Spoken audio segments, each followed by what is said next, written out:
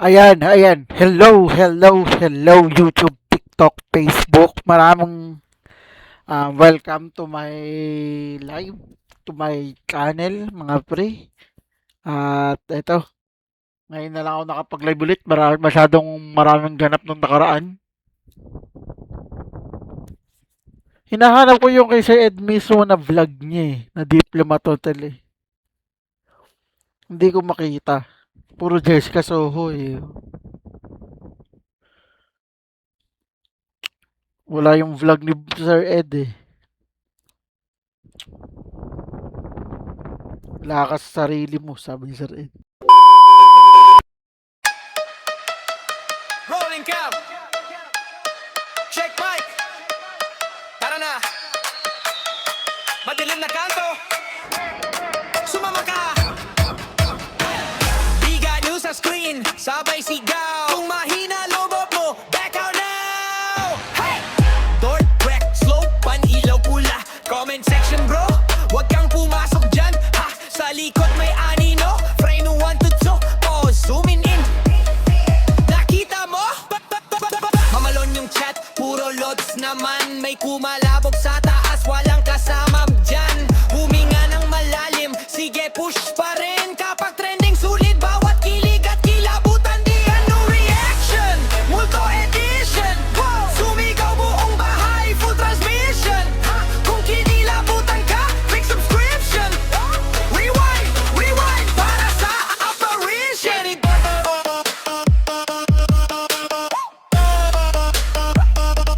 Big ano reaction.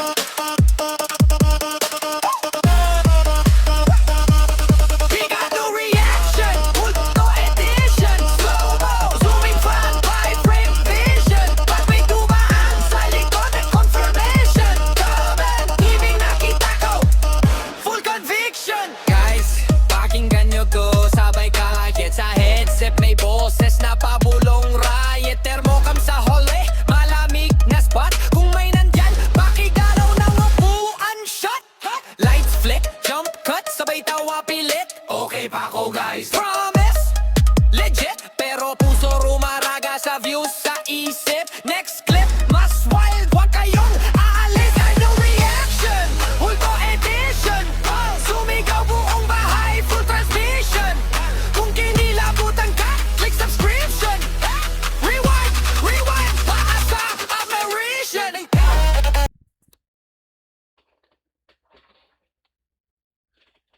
Wala, bawal to yung mga ano to, yung mga kakopyright tayo dito eh. Ano ka na tayo? Diplomat Hotel. Malamang may makikita tayo dyan to. Ito si Goosebumps.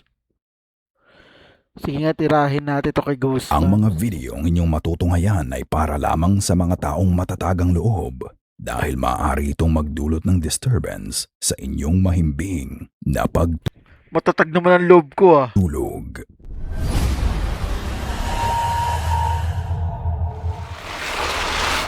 Deaths and more. May malapit na kaibigan ng asawa ni Alexis Clark at ito ay ang kapitbahay nila na nakatira sa duplex house sa tapat lang nila. Unfortunately, ang kapitbahay nila na yon ay namatay ilang buwan na ang nakalipas dahil sa massive heart attack. Dahil sa trahedya ay naabandona ang bahay ngunit isang gabi pagkatapos sunduin ni Alexis ang asawa niya sa trabaho. Nagtaka na lang sila nang makita nilang bukas ang ilaw Bukas ba? sa bahay ng namatay nilang kapitbahay. Okay, so I just got home from picking my husband up from work. And I swear to God, the lights across the street were not on in this house. And I'll explain what's going on. Hold on. Bakit naman kulay blue yung ano mo? Yung mukha mo? So a few months ago, right over here, I'll zoom in this house. Baka may tao lang dyan yung kamag-anak. You see the light on. No cars. It's my husband's best friend. His name was Avery.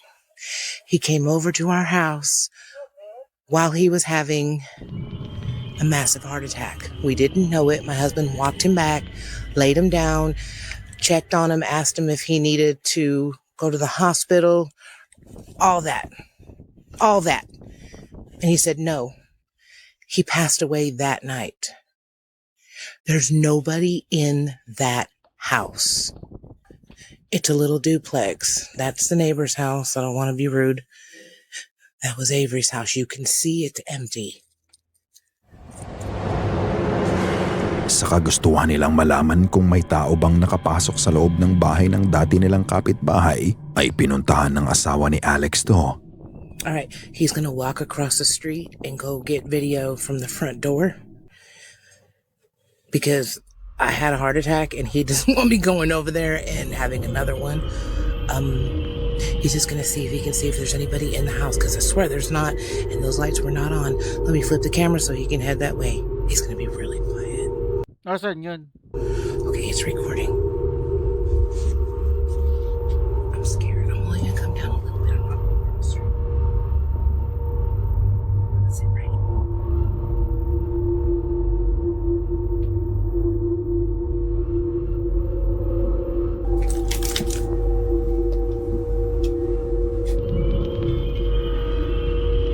Oh, pati yung electric fan bukas. Yun o, yung ang tawag doon, electric fan ba to?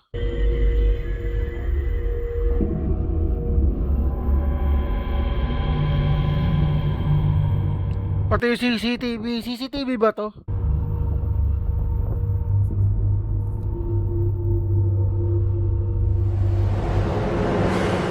Mapapansin mo na nakababa ang blind sa bintana nang puntahan ng asawa niya ang bahay. Pero nung una niyang videohan to, nakataas pa ang blinds nito. Hindi mawawala ang pagtataka nila sa nangyari. Pero bukod doon, simula nang nadatnan nilang bukas ang ilaw ng kapitbahay nila, dito na din nagsimula ang iba pang kababalaghan sa lugar nila. Makalipas lamang ng ilang araw, isa na namang trahedya ang nangyari. Dahil ang batang nakatira sa kabila ng duplex ay namatay din katulad ng pagkamatay ng dati nilang kapitbahay ayon kay Alexis. Kawawa naman. So what you're seeing over there, that's Avery's house. That's the gentleman that passed away a few months ago. He's the one I was telling you about, where the lights were on at night. Now, there was ambulances and everything over at that house just a few minutes ago. Out of respect, I didn't record all of that because somebody was found unalived over there. It was an 11-year-old. They found her in her room face down. Something is going on over at that house. That whole duplex. There's just something wrong with it because they found Avery the exact same way, but they said it was a massive heart attack. And now that poor woman on the porch is waiting for the coroner. It's twice in just a couple of months in the same house. Something bad is happening over there. Ang sabi niya, misteryoso ang dahilan ng pagkamatay ng mga tao sa neighborhood nila at halos linggo-linggo may masamang nangyayari at hindi nga nagtagal. Nangyari na naman ang sinabi niya. 2 araw bago mag-Pebrero, ganito muli ang eksena sa kanila. It's happened again. This time, it's right here on the corner of my street.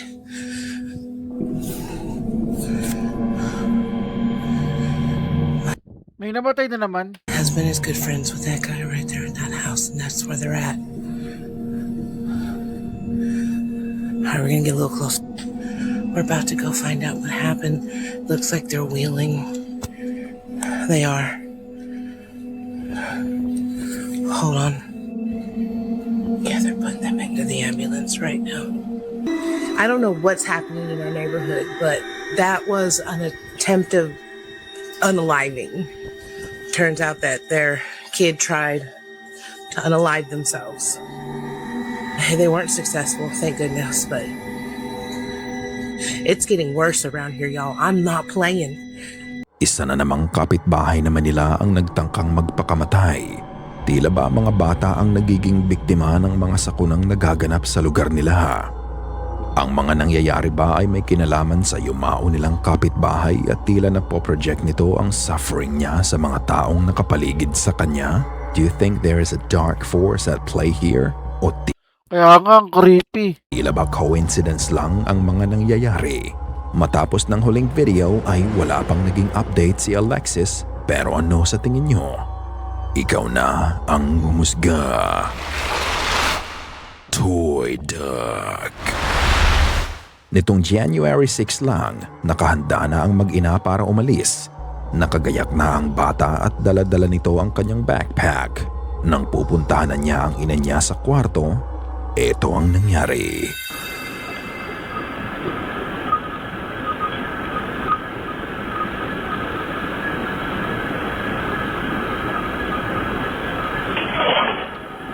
Hala, gumalaw.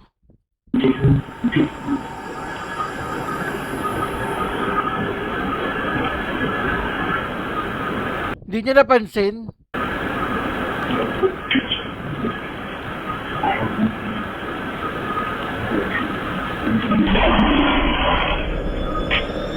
Wala sa sunod oh. O baka di battery to? Di battery kaya yan? Yung ano, maandara di battery.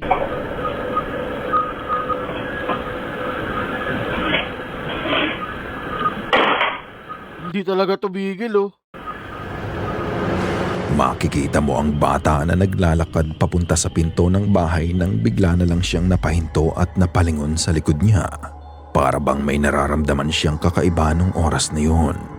Ang nakakapagtaka, bago siya tumingin sa likod niya ay makikita mo pa ang paglabas ng maliit na orb na bigla na lang lumitaw at dumikit sa kanya.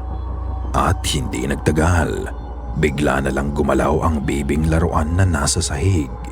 Nakita niya ito kaya dali-dali niyang pinuntahan ang kanyang ina. Paglabas nila sa kwarto, tinuturo pa nga ng bata ang laruan sa kanyang ina.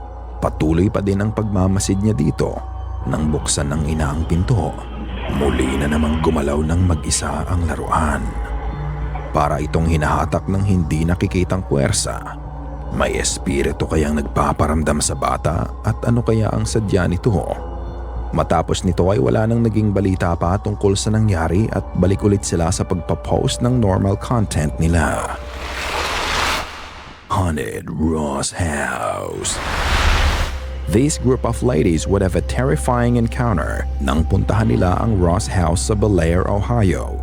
May mga resident spirits nga daw sa bahay katulad ni Alfred at ng mischievous twin boys.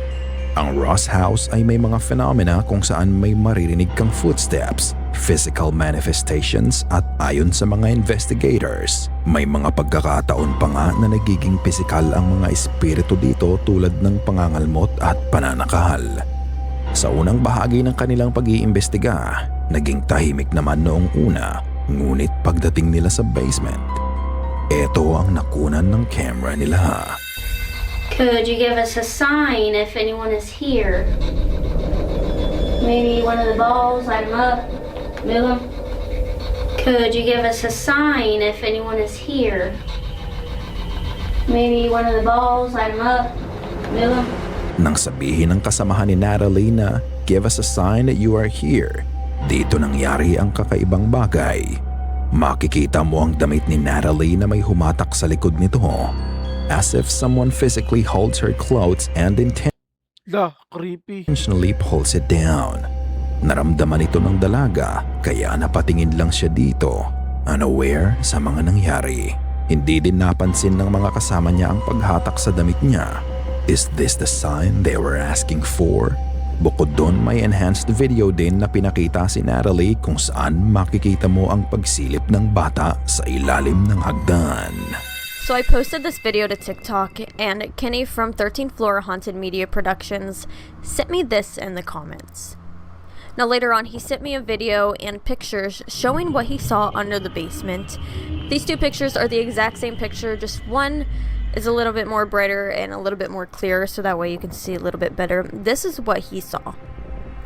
Now he also sent me a video, and within this video, I want you to look and see if you notice what I saw. I see what appears to look like a little kid's face from underneath the steps. Ay, creepy naman yan. And I'll show you in this photo right here. It looks like there's a face under there. And then I'm going to show you this video one more time and just watch very carefully. It looks like the figure that he saw is walking from right next to the stairs and then goes and pokes their head out from underneath of the stairs. Makikita mo ang mukha ng dalawang batang multo na nagpakita sa ilalim ng hagdan. Ang isang bata ay nakatayo at ang isa naman ay bahagyang sumilip bago ito nawala. Ang nakunan kaya nila ay kaluluwa ng batang kambal sa bahay? Ikaw na ang magpasya. Ball of Light. Ang videong ito ay galing kay Cody. One night, he was alone in an isolated farm in the middle of nowhere. Wala siyang ina-expect na mangyayari dahil sanay na siyang i-check ang farm nila. However, nung gabi na yun, he caught a glimpse of something kaya inilabas niya ang kanyang camera at ito ang kanyang nakita.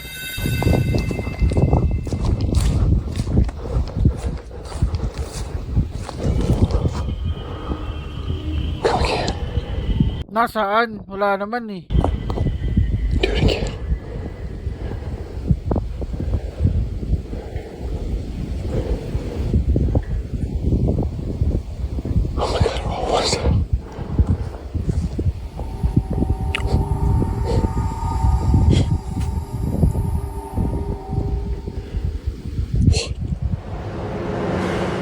Sa gitna ng madilim na field, habang nagbabaka sakali siyang makitang muli ang nakita niya, bigla na lang dumaan ang dalawang ilaw na nanggaling sa likod niya.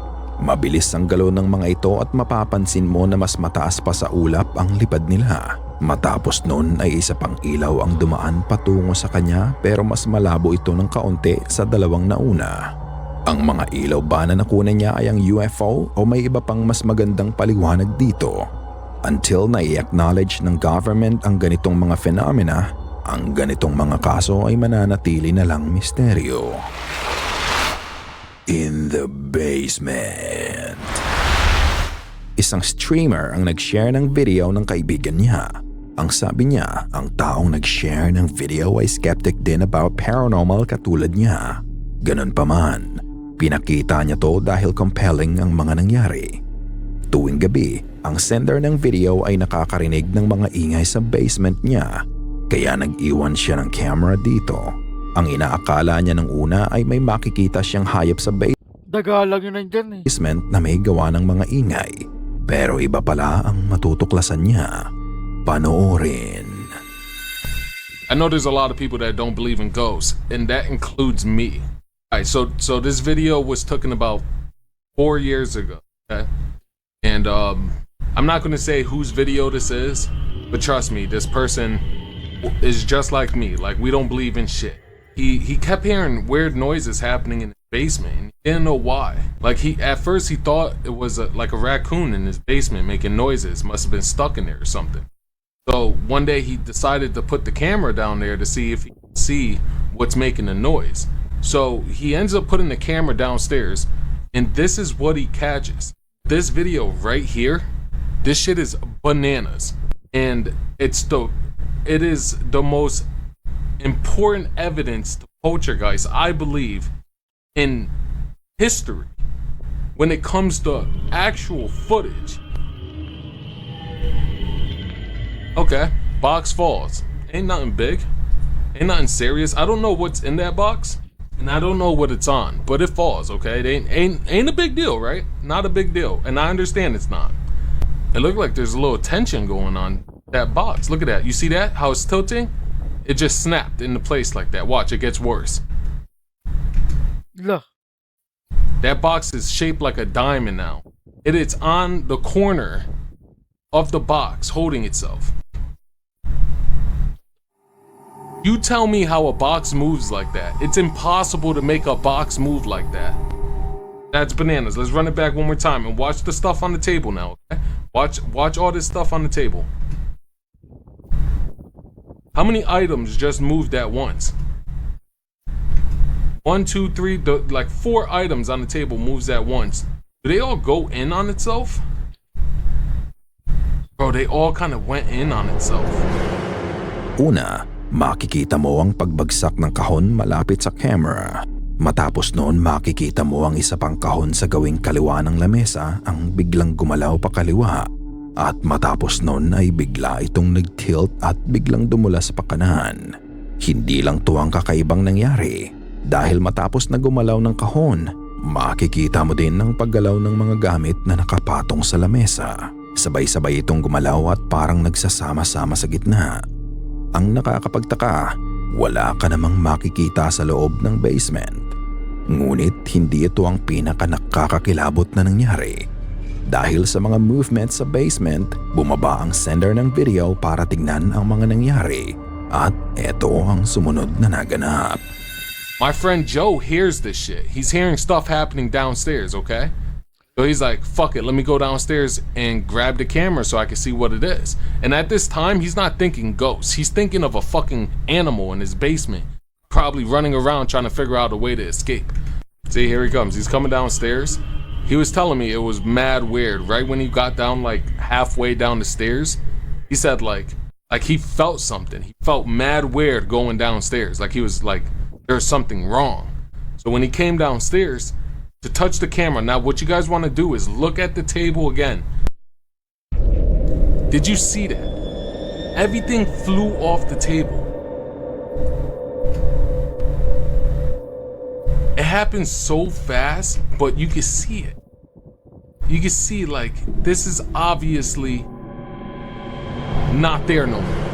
Pagbaba ng lalaki sa basement at nung aktong kinuha niya ang camera, halos lahat ng mga gamit na nakapatong sa lamesa ay bayolenteng ibinato pa kaliwa.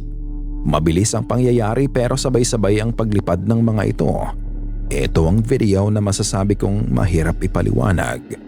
Sa dami ng movements ng mga bagay, hindi ito ang tipo na pwede mong i-debunk at sasabihing may tali lang na hinatak.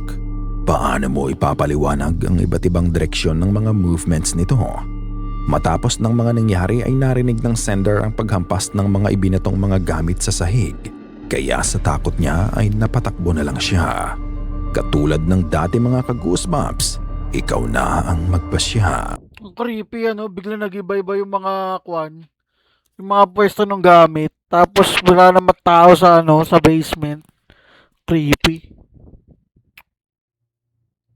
Hanap pa tayo ng iba.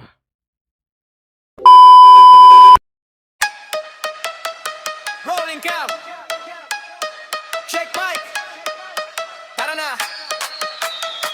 Madilim na kanto. Sumama ka. Biga nyo sa screen. Sabay sigaw. Kung mahina lobot mo, back out now. Hey! Dork, wreck, slow, pan-ilaw pula. Comment section bro. Huwag kang pumasok dyan. Ha! Sa likod may anino. Frame 1 to 2. Pause. Zooming in. Nakita mo? Mamalon yung chat. Puro lods naman. May kumalabog sa taas. Walang kasama dyan. Huminga ng malalim. Sige push pa rin. Kapag trending sulit. Bawat kilig at kilabutan. Di ano reaction. Multo edition. Sumigaw buong bahay. Full transmission. Kung kinilabutan ka, click subscription. Rewind, rewind para sa apparition.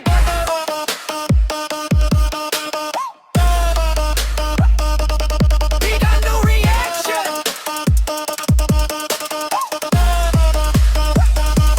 Big ano reaction. Multo edition. Slow-mo, zooming fan, 5-frame vision. Pag may dumaan sa likod at confirmation. Comment, ibig nakita ko.